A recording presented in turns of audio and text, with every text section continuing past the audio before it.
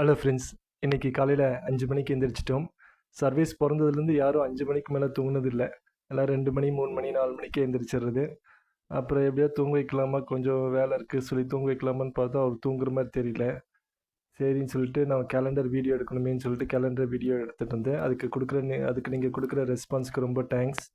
நல்லா இருக்குன்னு சொல்லி நிறைய பேர் கமெண்ட் பண்ணியிருந்தீங்க. தேங்க்ஸ்.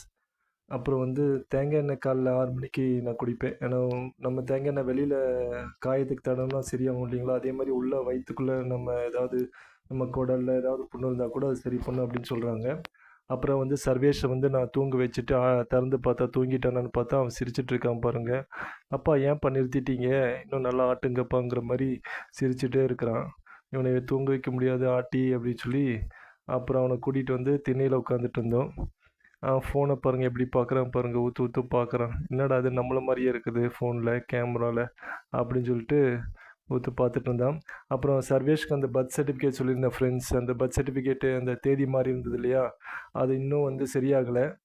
அது நேற்று பஞ்சாயத்து ஆஃபீஸ் போயிருந்தா அது அந்த பர்சன் எங்கேயோ வெளியே போயிருக்காங்க.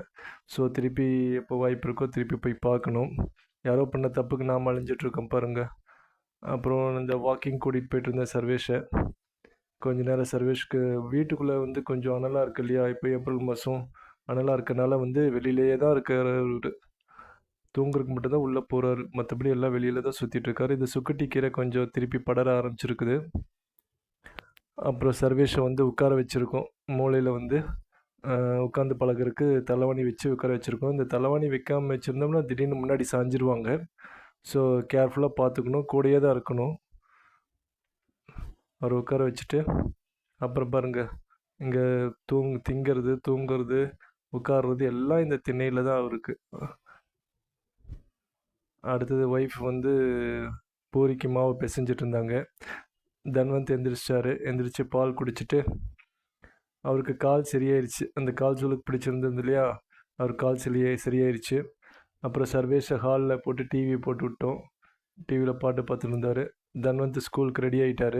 சாப்பாடு பூரி போட்டுட்டு பாருங்கள், ஃபோனை பார்த்துட்டே தான் இப்போ இருக்கிற குழந்தைங்க சாப்பிட்றது எல்லாமே பண்ணுறாங்க. தப்பான ஹேபிட் தான், இருந்தாலும் நம்ம அதை கொஞ்சம் கொஞ்சமாக தான் இது கரெக்ட் பண்ணணும்.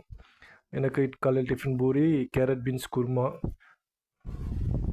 அப்புறம் சாப்பிட்டுட்டு ஒரு காஃபி குடிச்சிட்டு இந்த தேங்காயை சுரண்டி தாங்கன்னாங்க. தேங்காயை துருவி கொடுத்துட்டு செடிக்கெல்லாம் தண்ணி ஊற்றிட்டு, இந்த பறவைங்களுக்கெல்லாம் நம்ம தண்ணி ஊற்றி வைக்கிறோம் இல்லையா, அது மாதிரி எடுத்து அதை கீழே ஊற்றிட்டு அதை தண்ணி ஊற்றி வைக்கிறோம்.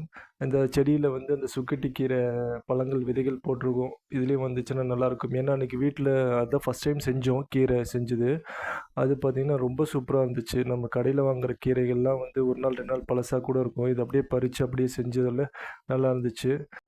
அப்புறம் தன்வந்தை ஸ்கூலில் விட்டுட்டு பால்வாடிக்கு சத்து மாவு வாங்க வந்திருக்கேன். Bye friends.